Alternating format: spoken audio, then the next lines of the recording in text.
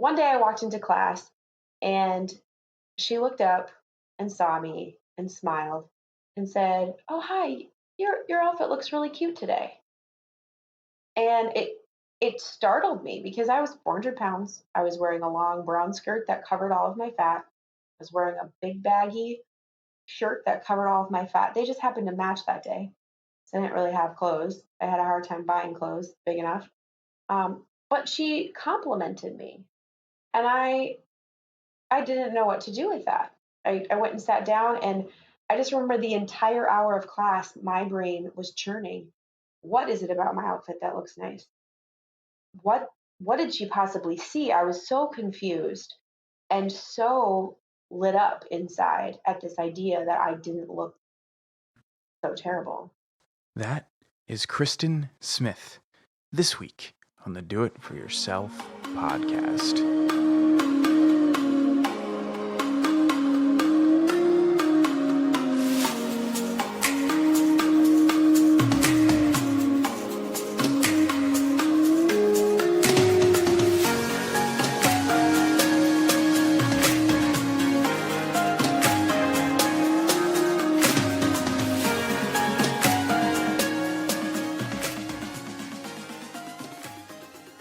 Hey there, how's it going? First and foremost, I would just like to say Happy Thanksgiving if you celebrate Thanksgiving. I am here post Thanksgiving. I enjoyed 2 amazingly delicious Thanksgiving meals, had a chance to spend some time with the people that mean a lot to me, and just really enjoy their company. And if you celebrate Thanksgiving, I hope that you had an opportunity to do the exact same thing. This week, I get to bring you a guest who I have been really looking forward to bringing on the podcast. And as I say in the episode, I was actually a little nervous to reach out to her and have her on the podcast, but I was able to get connected with Kristen Smith, and I am really looking forward to sharing this interview with you. Before we get into our conversation, I would just like to ask for a small favor. If you could, please consider leaving a review on the app that you are listening to this podcast. I would greatly, greatly appreciate that. Now, my guest this week, Kristen Smith. I discovered Kristen's Instagram through Andy Frisella, and he had reposted something that Kristen had posted after she had run a marathon. And I immediately started following her because I loved her content and I love her delivery. I love her personality. I think that she is just amazing and she's raw and she is real, and it is no different in this podcast. Kristen has lost an incredible amount of weight. She has completed the 75 hard challenge that Andy has put out there, and she is not stopping.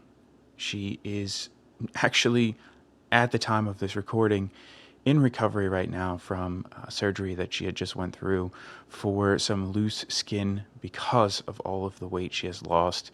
And I have no doubt that once her recovery is complete, she is going to be right back at it. So Kristen's story is just absolutely amazing. I am going to let her tell the story, and I look forward to you hanging out with us. I am ready to get going if you're ready All to right, get going. let's do it. Let's do it. So I just want to start off by saying thank you so much for being open to coming on the podcast this evening. As I told you before we started recording, I was a little nervous to reach out and ask you to be on the podcast. And I'm not exactly sure why. The only thing that I can possibly think of was that nobody likes to be rejected and nobody likes to hear no. And so I was a little nervous, like, whoa, what if she says no? And I feel like that doesn't go away. But long story long, thank you for coming on and thank you for saying yes. I'm really, really looking forward to getting into your story this evening. Well, you're welcome. And I giggle at the idea of anybody being nervous to ask me anything, so that's flattering. I didn't say no, You so here didn't. we are. here we are. And I think your story was definitely something that piqued my interest when I started following you. But I will say that your personality was definitely a key factor as well. I was like, "Oh my god." Like when I'm like watching your stories and I'm watching your videos and the stuff that you post, I'm like, I want to have her on the podcast. Like I want to be friends with her. Like she just seems so bubbly and fun. Like that was it was almost immediate. I was like, I have to get Kristen on the podcast. I have to. Well, I am bubbly and fun, so Yeah. it's all I Yeah. know how to do. So we were actually just talking, and you just finished up 75 hard, which is a challenge that Andy Frisella has come up with. I don't know if challenge is the right word for it. It's maybe a protocol, I guess we could say, to help people build their mental toughness. And Andy is convinced that mental toughness is not something that you're built with. It's not something you're born with. It's something that you can build up, and it's something that you can acquire over time. So you just wrapped that up. There's 4 tasks that you have to do every single day. You have to drink a gallon of water. You have to do 2 45-minute workouts, or as we were just talking, you could do 1 hour and a half workout, but 45 minutes of each workout has to be outside, regardless of the conditions. You Yeah. have to follow a diet of some sort. You have to take a progress picture every day, and you have to read 10 pages. So, having completed your 75th day, how do you feel? Hmm. Well, tired. I definitely felt every single day of those 75 days on my shoulders. On day 74, actually, is really when I was like, all right, I'm really glad this is about to be done. It's a grind. It really is. But one mantra that people who know me know is I do hard things. And when I heard about this, I wanted to do it. I absolutely wanted to do it. Um, it pushed me in ways that would never normally push myself. And the component of the challenge that is so powerful is if you make one single mistake at all, you have to start completely over. And so the buy-in continues to build with every day that you're completing. So it just becomes more and more important to be disciplined. And it it was exhausting, and there were days that were absolutely test days, as he would call them, going for my outdoor walk with my dog at 10 o'clock at night, half asleep, and just no doubt that I was going to do it, but it was not easy. So I'm glad the pressure is off. However, I'm forever changed, I guess is the best way to put it. You actually posted on your Instagram the other day. It was just yesterday. It was a picture of your dog, and it was a picture from one of your walks. And it was a day that you really, really did not want to do the walk. And I mean, I was just sitting there reading to the caption, just absolutely glued to it because it wasn't just the physical transformation that you went through, and you talked about it in this post, and you had this transformation in your gratitude, and you were talking about how thankful you were for this little moment that you had right by the lake. So it's not just the physical transformation that you're going to go through during this challenge. Correct. I started doing 75 hard the day that I did because I really felt like I wanted to lock down my diet. I I tend to do well for a while, and then I have a weekend, or I'm like anyone else where you get lax. And I just thought, I really need to crack down on my food, and I think this is going to be a way for me to do that. So that was my intent.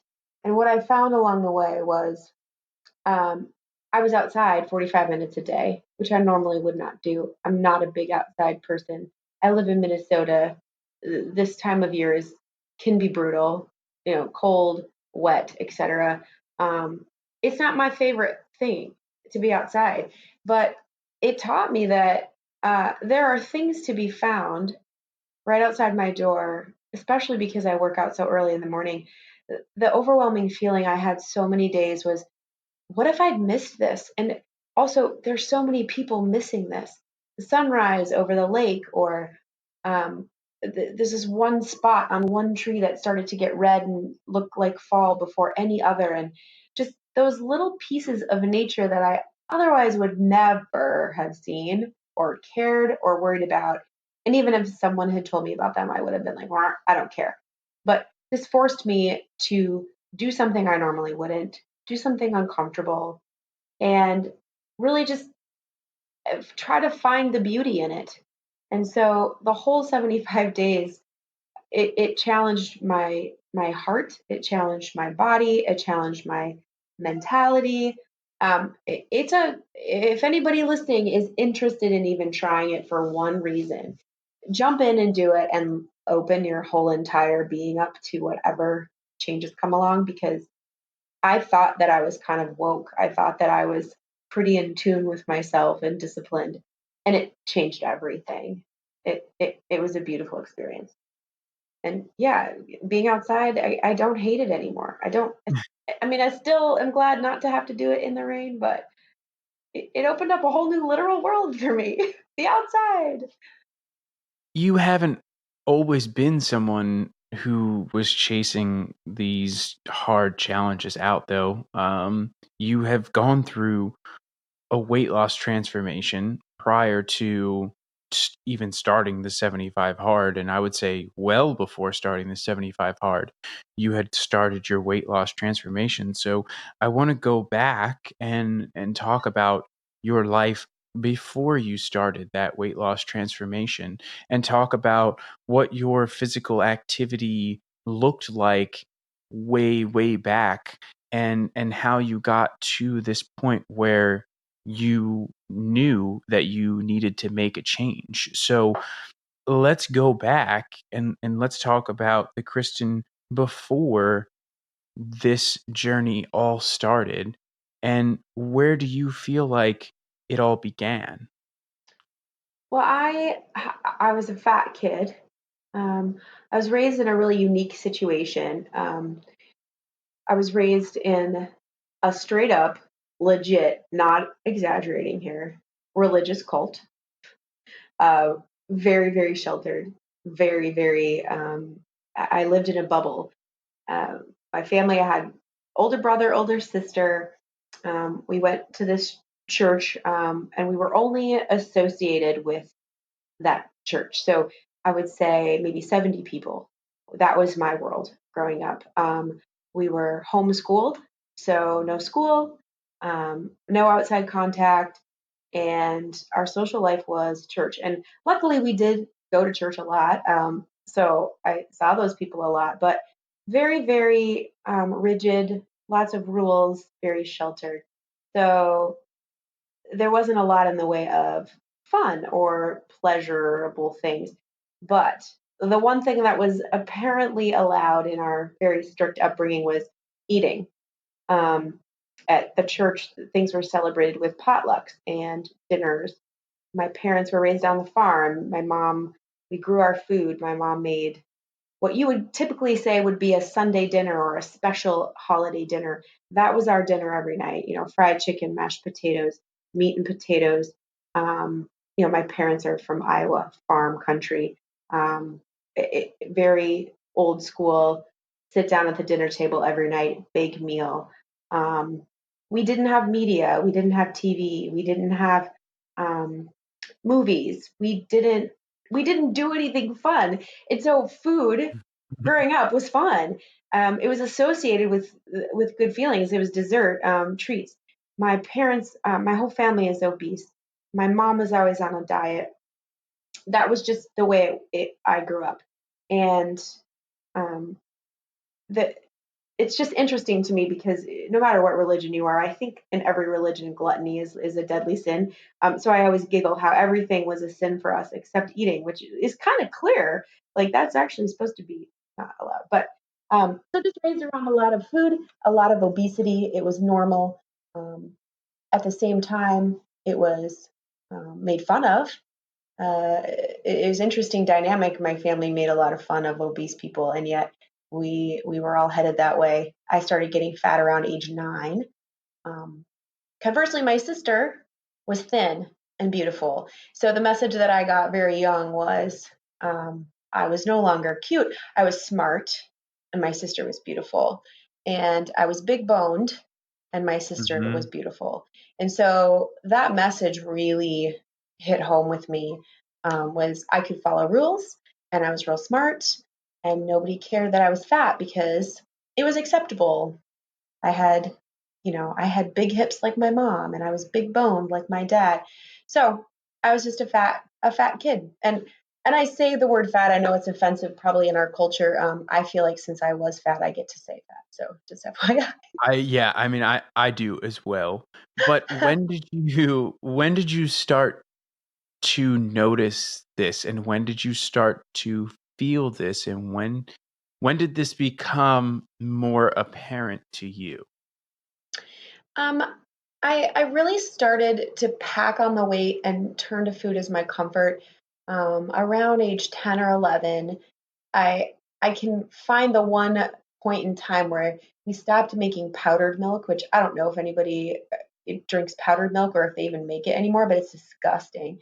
And so I didn't drink milk, but my dad all of a sudden started buying jugs of 2% milk. And I had never tasted anything so amazing. And my And mom that's tried, 2%. oh my gosh, Wow.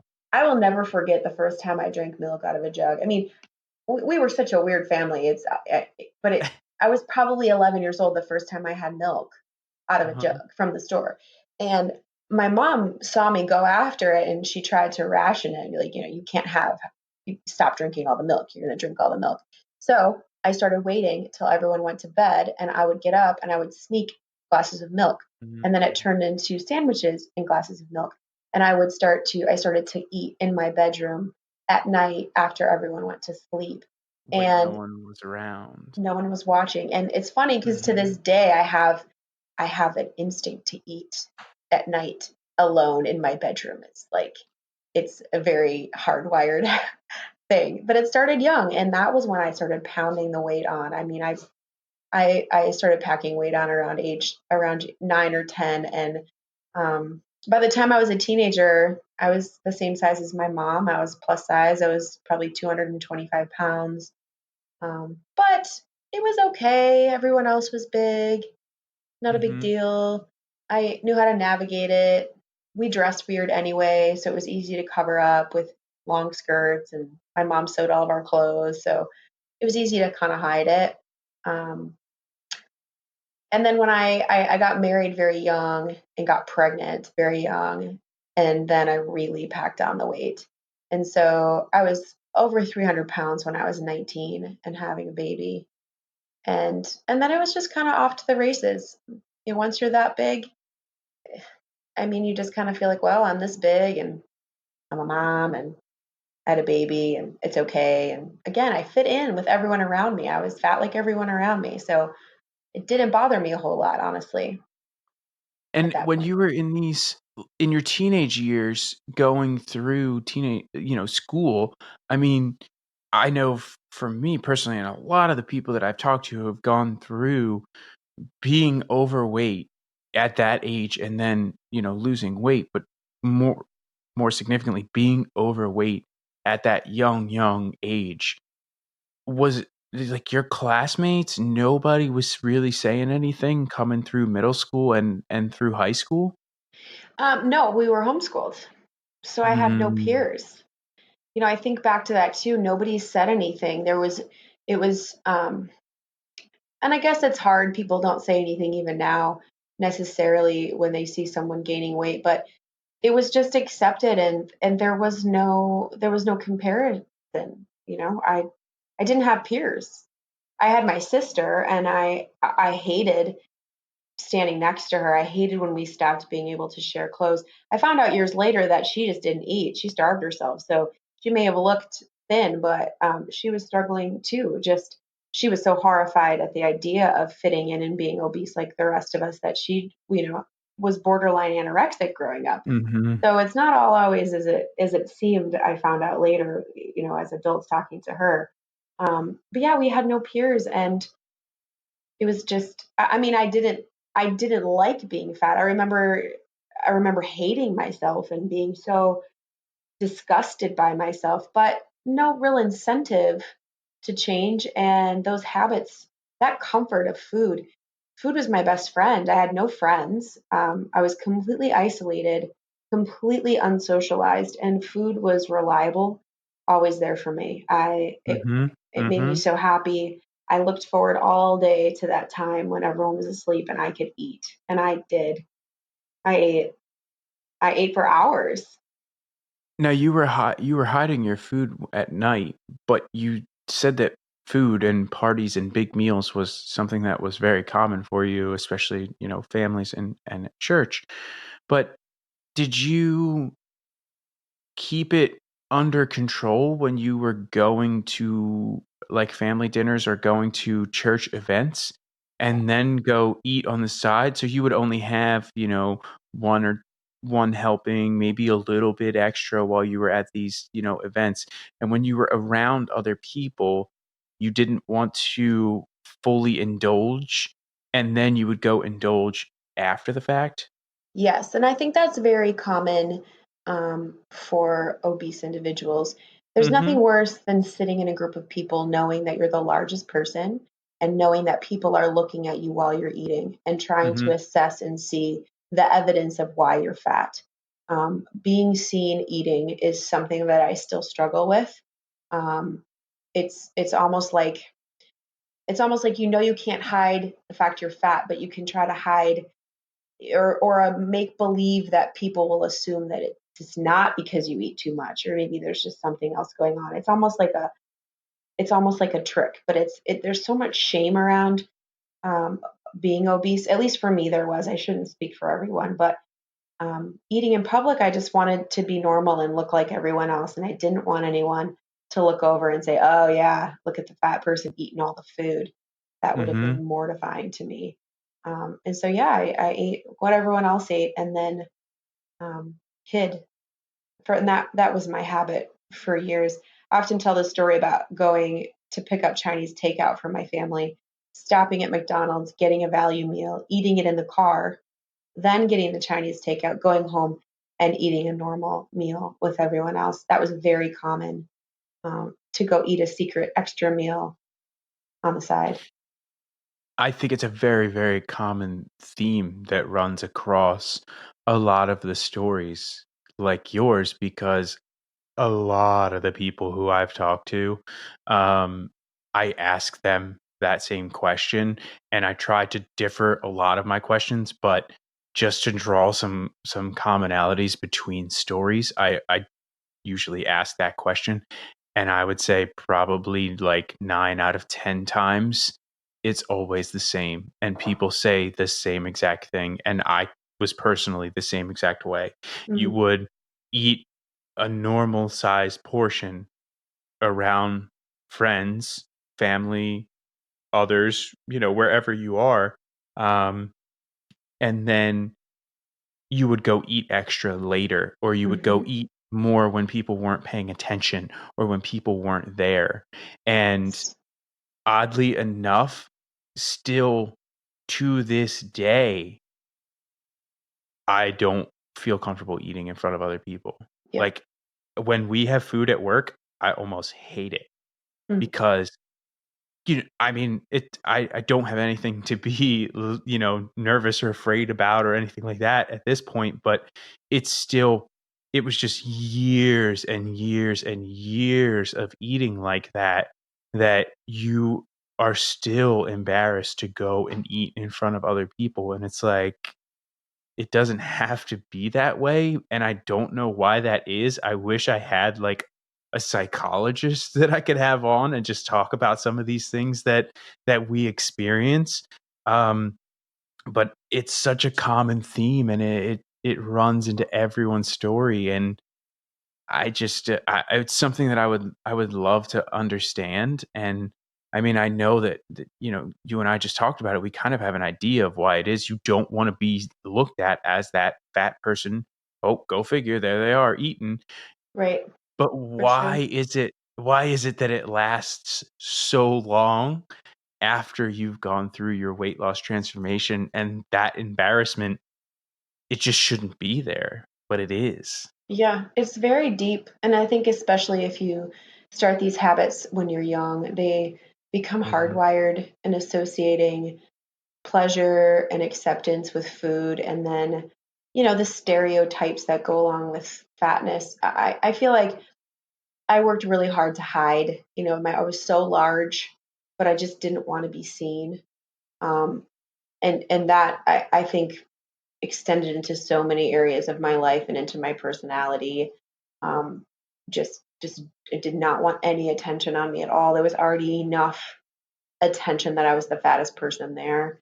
And so to be seen doing anything really was just a theme of just being mortified um, at existing. And yeah, I'd be really curious to understand more of the deep psychological pull. I mean, I'm 41 years old, and it doesn't seem like any of those trends have gotten any less prevalent in my life. I've just learned how to manage them. But Mhm. um, Mhm. I think it has something to do with just how long and when you're forming your ideas about who you are and you're forming your habits and you're learning how to self-soothe.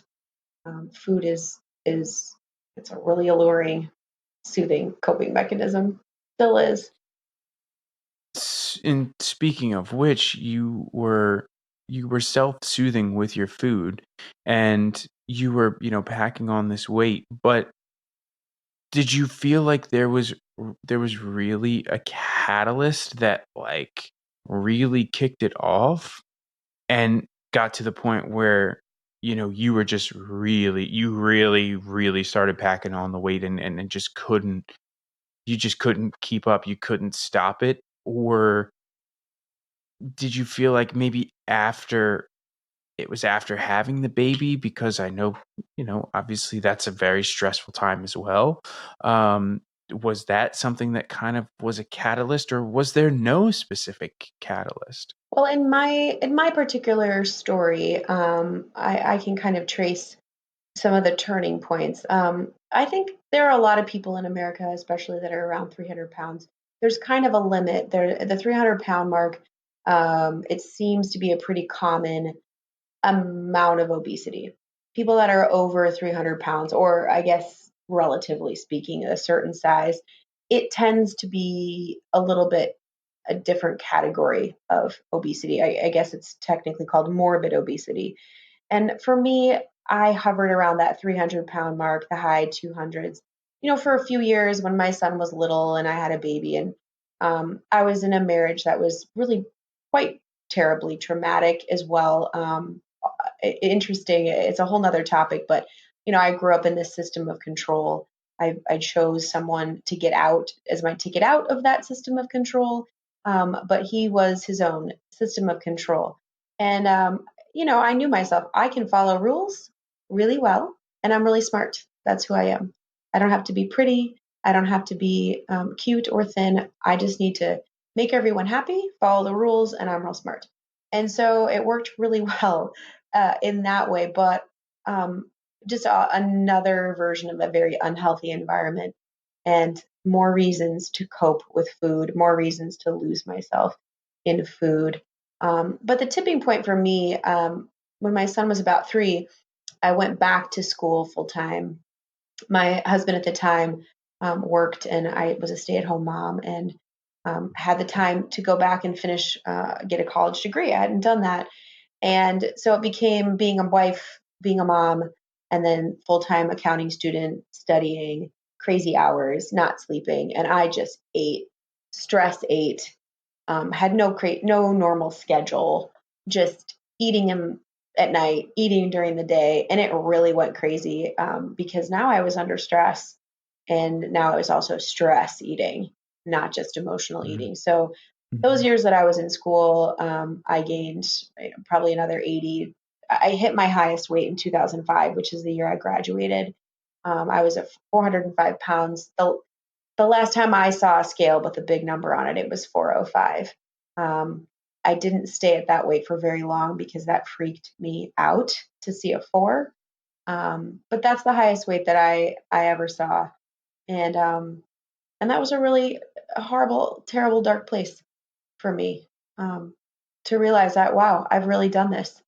I'm I'm really buried. I'm really stuck. I am giant. I mean, I disgusted myself and I just really gave up and just thought, well, this is how it is. I'm not very lovable. Where am I going to go? This is all for me. And it was really awful, really. And so I hid. I just focused on getting good grades because I was smart and keeping my husband happy because I knew how to follow rules. And I put my head down and existed for a long When time. you were when you were going for your care while you were pregnant, you were obviously around this weight, but did the doctors or anything bring this up while you were going to any of these sort of prenatal appointments? And Yes. how did that go? Yes, I do remember, because when I got pregnant, I was maybe like 250-ish pounds. So I was Mhm. definitely fat, but I wasn't morbidly obese yet. But hey, I got pregnant. I can eat whatever I want, and I went crazy. And I remember my doctor. I went in for a checkup. He weighed me, and then 1 week later, I was back, and he said, "This says you gained 10 pounds this week. That can't be right. That the scale must be off." And I remember thinking, like, oh, that sounds pretty right to me. Because it was just game on. And yeah, they definitely told me I should be walking and doing things to stop gaining so much weight. But I think I topped out right when I gave birth. I was around 320. Um, so it was pretty heavy, but I you lose a little baby weight when you have your baby, and I went back to kind of what I was before. But yeah, I mean, my doctor tried. I don't know how my child survived all the Mountain Dew and junk food. I just ate garbage all the time. I was 19 too, stupid teenager, Mhm. eating junk Mhm. food, pregnant. It's just someone should have slapped me. Someone should have slapped me. I don't even know. I shake my head. It's a different life, but yeah, it was bad. I mean, I was a food addict to the core. But did they I mean, okay, so they told you, yeah, you should be walking, you should be doing this, but did they offer any real advice? Like, did they give you anything No, aside from, "Hey, you should be walking"? if they did, I didn't hear it or internalize it. Um, I don't. I often say, even my family at my highest weight at 400 pounds, nobody did an intervention on me. Nobody said Mm, anything, and that is mhm. shocking to me. I get it. It's a sensitive thing. You don't ever have to tell a fat person they're fat. They Yeah. know, but it is interesting to me that my family and nobody said anything. It was just kind of everyone looked the other way, and yeah, it's interesting to me. It makes me want to change how I am now because I tend to not. I don't want to be disrespectful to someone I see that's obese, but there's a part of me that wants to go up to them, look them in the face, and say, "I know you because I recognize you."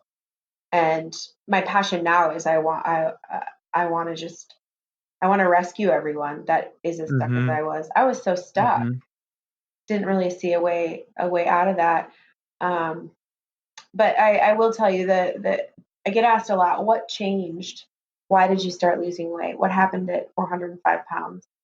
And this is really the essence of what my life culminated. This is a culminating pivotal moment in my life, and I'll never forget it. And it's so emotional and so powerful when I think about it. Um, when I was in school, I was an accounting student, and I dropped my son off at daycare and I would go to school. And all my classmates were, 20. They were not going to school later in life. They were actual college age people.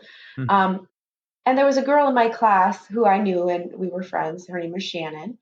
And one day I walked into class and she looked up and saw me and smiled and said, "Oh, hi, your outfit looks really cute today." And it startled me because I was 400 pounds. I was wearing a long brown skirt that covered all of my fat. I was wearing a big baggy shirt that covered all of my fat. They just happened to match that day. So I didn't really have Mhm. clothes. I had a hard time buying clothes big enough. But she complimented me, and I didn't know what to do with that. I went and sat down, and I just remember the entire hour of class, my brain was churning. What is it about my outfit that looks nice? What what did she possibly see? I was so confused and so lit up inside at this idea that I didn't look so terrible. And the next day when I was getting ready for school, I looked in my closet and all of a sudden I saw what I had and I thought I should try harder. Maybe Shannon will compliment me. And it was so powerful to feel seen and then to have goodness reflected back. She saw me and she saw something good and then she said it. And that did not happen to me. I worked so hard to hide. I worked so hard to not make a fuss. I didn't want anyone to notice that I existed, much less what I was wearing. And all of a sudden, I started to care about what I look like for the first time in I don't know how long, if ever. And I started wearing nicer clothes to school and I started thinking about doing my hair, and it changed everything. The power of that one moment cannot be overstated in the trajectory of my life since then. And it was a small little compliment, and she didn't think twice, but it changed everything 1,000%. And what's funny is most of my before pictures, of my fattest pictures, I'm with Shannon. I happen to have a lot of pictures where I was somewhere she was and she wanted a picture with me, which people didn't want pictures of me. There are very few pictures of me at my highest weight. Almost all of them are with Shannon. And I love that. She's changed my life. And did you ever get a chance to tell her this? Did you ever get a chance to tell Yes. her how much this small compliment Yes. meant to you and what it did for you? She's still in my life. She's still my friend. I still see her not as often as I like, but yeah, I've been able to tell her that many times. Just and that's just her personality. She's a sunny, happy, loving person, and um, she probably paid 100 compliments that day. She was just being her. Um, but I often think, what if she hadn't said that? It maybe it would have been something else eventually. I don't know, but um, yeah, she absolutely is still in my life, and I wish I could. I wish I could paint the picture because I see that moment so clearly. I could tell you everything about that setting and that moment. It was that stark in my life, which is just so cool to track it back to And that one moment. I was gonna say that like it's such a fantastic feeling though to be able to track it back to that one moment. And I mean I have a moment like that I mean I can remember a few moments, but they unfortunately didn't have a positive feeling Mm, in that way. So it's interesting how emotion can really essentially burn these memories into your head, whether it's positive or negative. It seems like, when you're neutral and you're like, oh, yeah, okay, whatever, you tend to forget some of those, but super positive or super negative, you cannot forget those. so true. So it makes me so, so happy to hear that you had this positive experience to jumpstart your weight loss journey and you started to care about the way that you looked. But how did that transition into fitness and losing weight? You said you started to do your hair, you started to focus on your clothes and what you were wearing, but where does the fitness transition come in? Well, I started losing weight at that point, a little bit organically. Once I was done with school and I was working full time, um, just the normal 9 to 5 routine and getting out of the school setting and all of those juggling things. I started losing weight rather quickly. My sister was getting married. I needed to fit into a bridesmaid dress, and so I started trying to lose weight. And going from 400 pounds to 300 pounds, it sounds it sounds oversimple to say, but it's not incredibly difficult. That was probably the easiest weight I've ever lost. Um, just getting into a daily routine, I was still eating a lot more than I should, but it takes a lot of food to maintain 400 pounds on your body. Mm-hmm. So I would say I lost about 100 pounds over a year or two, pretty steadily. Um, and then I felt great. Here I was 300 pounds. I felt thin because I was 100 pounds thinner.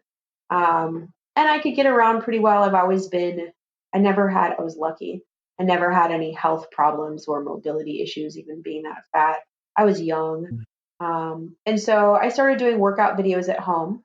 I Mm-hmm. started going to the gym and just doing things like the elliptical trainer and things, and just started, and I, I really kind of embraced the idea that I could work out, even though I was still really overweight.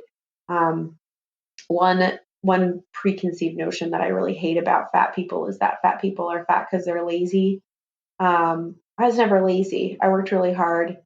I just ate too much and ate too much at night. But yeah, I dropped about 100 pounds over a couple of years.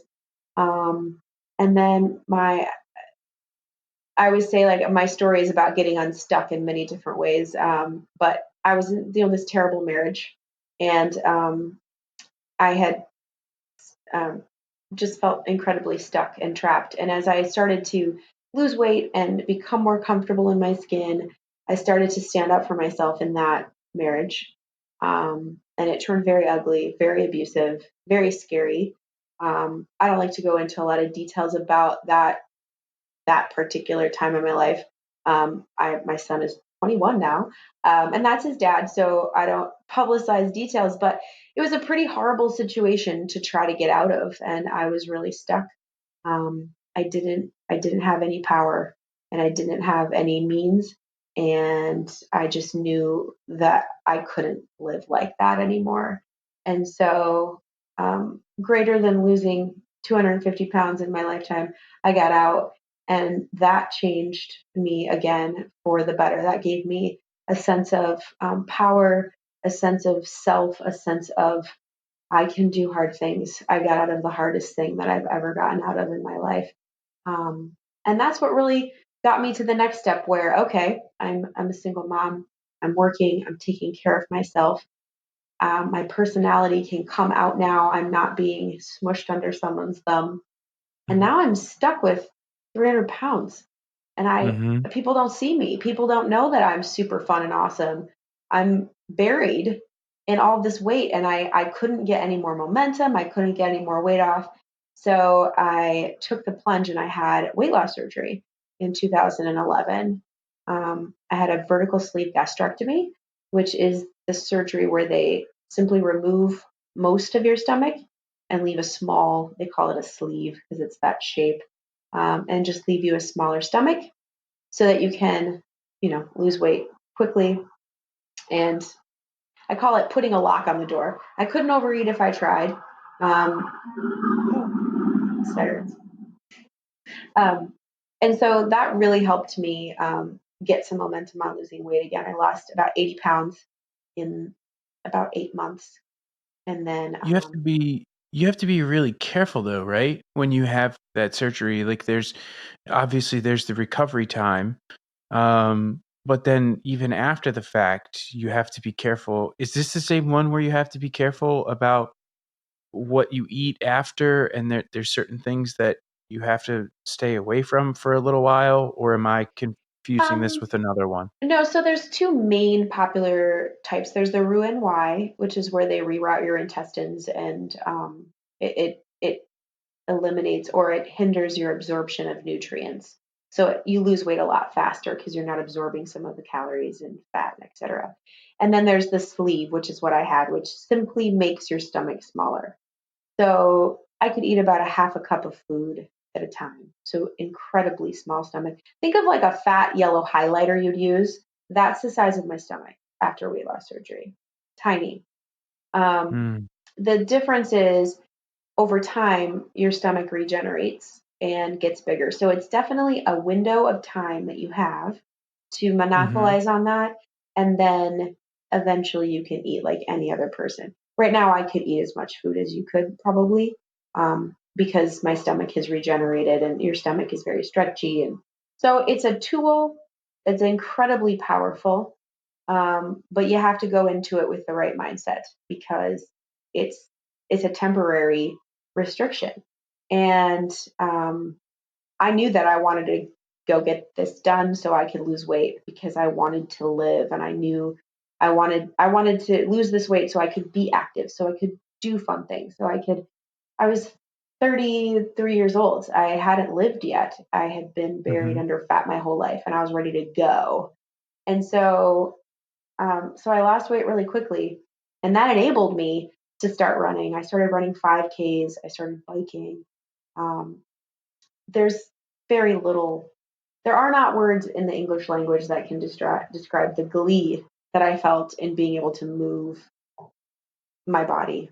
I, it's just, I still feel that way when I get to move my body.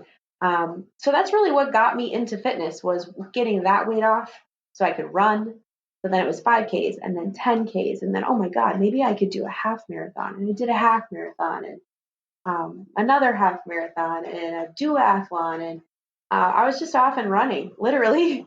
And it was just so much fun. And um, just started to do the things I'd never gotten to do. I always say I'm like Elf. If you ever seen the movie Elf, Oh, both it have. is one of my favorite movies Yeah, in the entire world I am ever. Elf. I am Elf. If you think of what Elf is, that is me. I was in little cult church world, which is like the North Pole, and then now I'm in the world, and I'm not fat anymore, and and that's me. Like smiling is my favorite. I I can love see it revolving a doors. hundred percent. I'm Elf. I'm the Yes, last I can elf. see that 100%. I can see it. I can see it. Absolutely. So yeah, Now, so that's what got me into running. was running something that you always wanted to do? Was it something that always piqued your interest, or was it something that were you losing weight so that you could run? Because I'm not sure if you were like me, but I was told when I first started to lose weight that I wasn't allowed to run because of my size, which Oh. I was totally okay with. Um, and I 100% respect the fact that I could have done some serious damage to my niece being at Hmm. that size and running at that size. So I totally understand where, where they were coming from. But I don't think that that kind of like piqued my interest more like, oh, I can't do that. So I want to get to the point where I can. It was just something that kind of happened over time. But for you, did you like always want to do that? And so that was your goal to lose enough weight to get to the point so that you could. No, I think for me, in all the things that I have done, it's been a moment of maybe I could do that. Like, I wonder if I could do that. So it was kind of a maybe I could run a 5K, 3 miles. That seemed like something I would be really, really impossible. And so once I could do that, then it's always been a well, then what more can I do? And Hmm. I still feel that I have a hunger for, well, if I can do this, what else can I do? And running was easy to start with because it required nothing. And Hmm. I'm a kind of klutzy. I'm not incredibly agile. I never played sports in homeschool. And so it was the easiest thing to try to do that I didn't know if I could do. So once I started running, um, and I got such positive feedback from my body and then the fun of doing a 5K and I had friends to do it with. It became kind of a competition with myself of how far can I run, and that feeling is really that's an intrinsic thing that I still have. I just did this marathon recently, and now I'm like, well, maybe I better do a triathlon, and maybe I could do an Ironman, and it's always there's just this natural hunger in me to see what else I can do, especially because I mean, I'm so behind in life compared to, when you're fat till you're 33, you miss out on all of the stuff you'd normally do in childhood and in school, in sports, or even playing. Just playing. I didn't play. I didn't do monkey bars. I didn't. I didn't have track and field. Like I didn't do any of it. So I got a lot to do. I gotta catch up on all the stuff. Kind of how I feel. And you're doing that. I mean, you're absolutely doing that, and you're getting to do some of the things that you've wanted to do. One of the things you just mentioned, which was something that I wanted to ask you about, and that's your most recent marathon. And I want to ask you about it for a few reasons, but the first of which is when you were fat, you did not want any attention on you whatsoever. You didn't want anybody to look at you. You didn't want anybody to notice you. You wanted to just be able to go away and hide. And when I was looking at pictures on your Instagram, you ran this marathon with a bright pink tutu and a bright pink sports bra. And that well, and you had like some leggings underneath of your tutu, Yes, right? let's But be that clear. I was wearing pants. sorry, yes. So that wasn't it, but with the leggings and the tutu and the sports bra, that was it. But it was bright pink, right? There was no way that people weren't going to notice you. Where did that transition happen? And what now makes you feel like, hey, look at me. I want to put my story out there versus old you, please don't look at me. I just want to go away and hide. Well, so I maintained that feeling of still of a why me, don't look at me persona until probably it was like last year that I really came out of my shell. I came out of my shell to a degree to people that knew me and more over the years, but um, getting fully unburied from the mental and emotional impact of being that fat is just taken a long time. And building a resume for myself of doing hard things has been the key for me to more and more feel free to be myself and not be ashamed of who I am, not just because I lost weight or just because I don't have fat covering me up, but because of who I am. And it's been a lot of work of marrying who I am and what I look like. There's a big identity crisis, especially that 80 pounds I lost after weight loss surgery, where I literally went from being a fat person to being an average sized person. The first 100 pounds, I went from being super fat to being fat. It's great, but it doesn't change your identity. And so here I am, all of a sudden, an average person.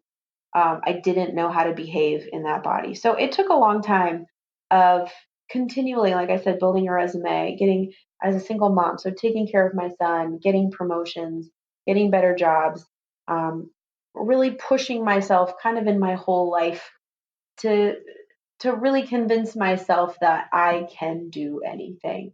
And it takes a lot of work. It took a lot of work. I'm still working on it. But last year I really invested in other things. I tried to stop telling my weight loss story. I tried to stop thinking of myself as someone who lost weight and tried to really develop who I am, which is so much more than just I used to be a fat person. I started volunteering. I started investing more in the people in my life. I got involved in this F45 gym community, getting to know people on a different level. And that is really what would say made me blossom to be like, okay, I can tell my story of weight loss because now I know who I am, whether I lost weight or not. And so now I'm comfortable standing in front of people and talking about the weight. And that was a really crucial piece for me to really get grounded in who I am outside of weight loss because losing weight is just numbers, it's math. Um, but I want to be confident in the fact that I have worth and I have value whether I'm 100 pounds or 500 pounds. So that was a big step for me last year, and it took a lot of work. I got a life coach. I enlisted help. I spent about 5 years in therapy. uh, it it's a mental, emotional, physical journey losing all of that weight, Mm-hmm. and it takes time and it takes effort, and it doesn't end. I'm still working at it, but yeah, I this time the joy of being able to move and run a marathon in a pink tutu. I didn't even think about the fact that I used to be fat. Like I just was excited to do the marathon with my best friend. I was just gonna gut it out and finish. I didn't care what time it took. Um, and at one point, I looked at Amanda and I said, "I used to be 400 pounds, and I'm running a marathon in a sports bra." And it hit me, like, who even am I? How did I get here? And the joy of the whole journey just hit me. And it changed the whole day to be like celebratory running. And it was just joy, like absolute pure joy.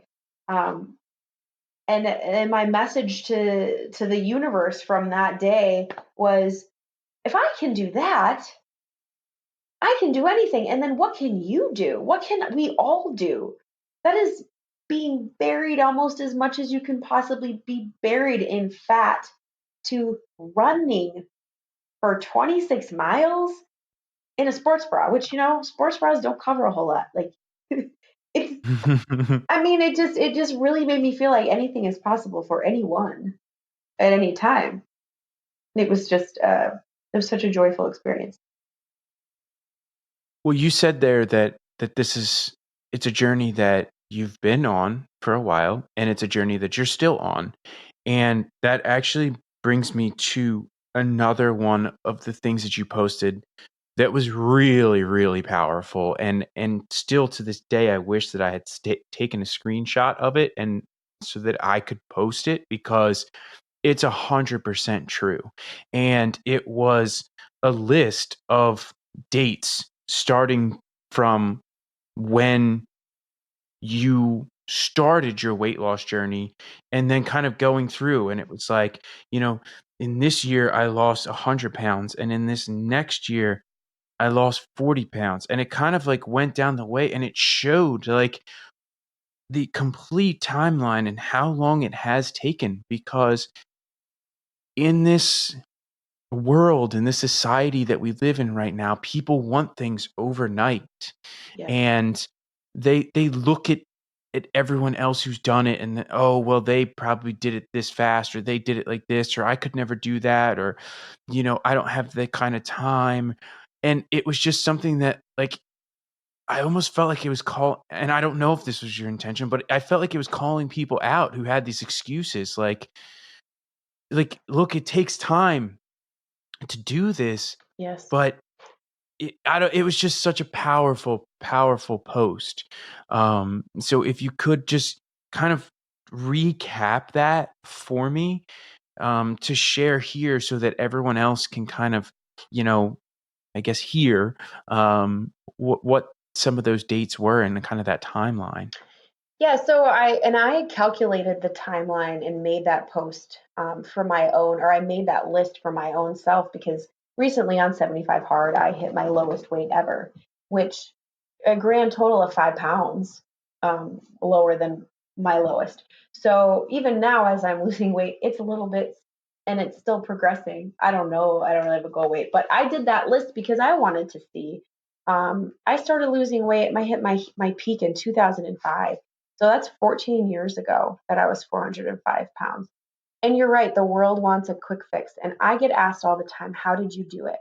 And the two answers that people are looking for, they're hoping for one of two things. They're hoping for, I had surgery, because then they can go, oh, I'm not having surgery. So I guess that's not my answer. I don't have to change. Or they're looking to hear um, that there's some revolutionary diet pill or trick that they haven't heard of. And I'm going to tell them, and it's Mhm. going to be their answer. They're looking for Mhm. hope, or they're looking for an excuse to stay the same. And depending on what they hear is going to depend on what they walk away and do.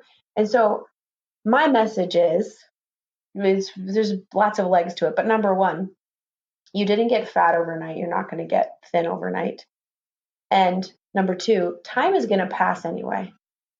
So in 10 years, it's going to be 10 years from now. And between now and then, you can either better yourself and take all the time you need to truly better yourself. So in 10 years, you are permanently bettered, or you can do nothing and find yourself in 10 years exactly as you are, or statistically, probably worse off.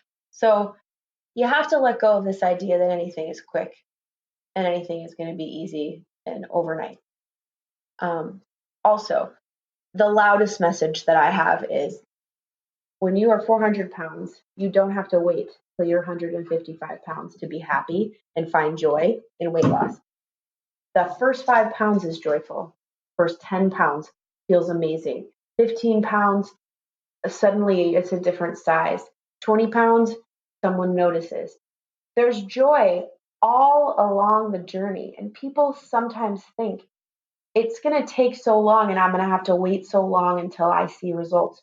Yeah, it might take a couple weeks to see real results on the scale or that people notice, but the entire 14 years of my weight loss journey has been 10 steps forward, a couple steps back or some stagnation, and then a few steps beyond that. And every single transition, journey, pound lost, size down, 5K, 10K, fitting in a free airplane seat, not having to pull my t-shirt out from my fat rolls, fitting into a booth at a restaurant. All of those things happen day by day, unpredictably, and they're all joyful and shocking and wonderful. And now I find myself 14 years later, 155 pounds, and my pants zip up with ease. And every single day I smile when that happens. But that's just the culmination of all the other times that I've smiled and felt success and felt my self worth increase and felt proud of myself and transformed. It's a long time, but it's happy and good and awesome all along the way. And if I had known that, I maybe would have started earlier. But it's so overwhelming to be that stuck, to be that far away from where you want to be. It's like, well, why start today? I may as well start tomorrow. Today will do no good. If I eat 1,000 calories today, what's going to happen tomorrow? Nothing that I can see. And so it's Mm-hmm. so hard to start. So if I could tell every single person who has any goal, just start. Just start. You have to start. Nothing gets done until you start. And time is going to pass anyway. You may as well make today your day one. Don't wait for Monday. Don't wait for January 1st. Don't wait for midnight, whatever. You have to start. You can never say, I worked out for 10 days in a row until you work out for one day. You can never say, I've lost 5 pounds until you lose 0.0005 pounds. Like, you have to start. And if I had known that, maybe I would have started at age 20 instead of age 30, you know? Mm-hmm. And so, Mm-hmm. so really that's my message is it's not overnight. It's not fast. And thank God, because I'm never going to be 405 pounds again. I know that because I've done all of this work to get here. I may be 160 pounds again or 165 pounds again. But I'm never going all the way back there because I've Right. closed the doors behind me and I've done the work and I've built this. Um, and if you have a long way to go, build it. Take the time, do it right. It's a joyful process. It can be a joyful process. It will be a joyful process. Absolutely. So that's Absolutely. my main. That was my motivation to writing that post. Is it doesn't happen overnight, and that's okay. I agree 100%. And you already addressed the question that I always like to end with. So, do me a favor and please just very quick tell everyone where they can find you on Instagram, Facebook, Twitter, wherever it is that you are active, and then we will be done. Yeah, I'm on Instagram. I'm an Instagram junkie. It's Destination Golden, which is that whole Destination Golden. I really love it, but it's kind of it's facetious. There is no destination, and you're never golden. It's about the journey. Um, it's about the journey. So, but Destination Golden is my Instagram. I try to post meaningful things along the way that I learn. I'm learning. I just posted this morning because last night I binged on healthy food, but I fell flat on my face And I felt like it was only fair to post about it and say, hey, we all fall on our face. It's about how fast you stand up again and address it and move forward. And so I try to post things that we're all dealing with, that I'm dealing with, and I try to just be an encouragement. I don't want my weight loss to count only for the fact that my pants zip up. I want my weight loss to mean something bigger, and if that means motivating or inspiring someone else to start, that is what I want. That is my hope, and that is the whole point of my Instagram, and that also to show off my doggy. Well, I just want to say that one, you are doing a very, very awesome job of doing that and conveying that message through Instagram. It's how we got connected. And I am so glad that we did, because I really, really enjoyed our conversation. And so I just want to take this minute to recognize you and say thank you for coming on the podcast and sharing your story with the listeners. And I look forward to bringing this episode to them. All right, my friend, that is it. That is my interview with Kristen Smith. And I want to just take a minute to say thank you for coming and spending some time with Kristen and I, hanging out, allowing us to enter through your earbuds and share this woman's amazing story.